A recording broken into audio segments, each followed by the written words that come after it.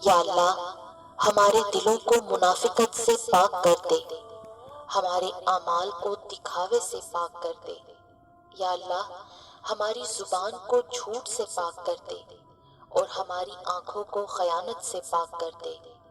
اے ہماری سانسوں کے مالک، ہماری نافرمانیوں کے بعد بھی ہمیں رزق عطا کرنے والے، ہمارے گناہوں کی پردہ پوشی کرنے والے رب، ہمارے کمزور جسم پہ رحم فرما، ہم پہ اپنے احسانات جاری رکھ، ہمارے ہر کام میں اپنا کرم فرما۔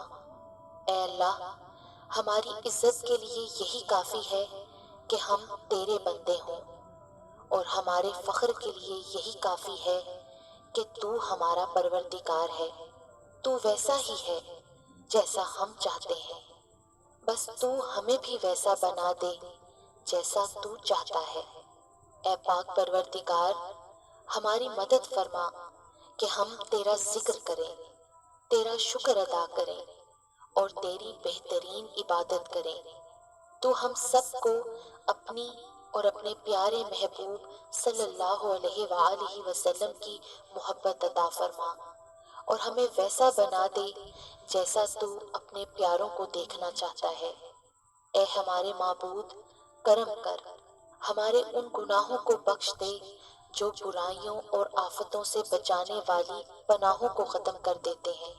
یا اللہ ہمارے وہ گناہ معاف کر دے جو عذاب نازل کراتے ہیں۔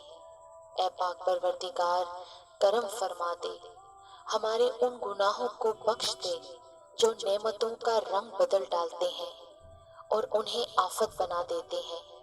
یا اللہ ہمارے وہ گناہ معاف فرما دے جو دعاؤں میں حائل ہوتے ہیں اور قبولیت کی منزل تک نہیں پہنچنے دیتے۔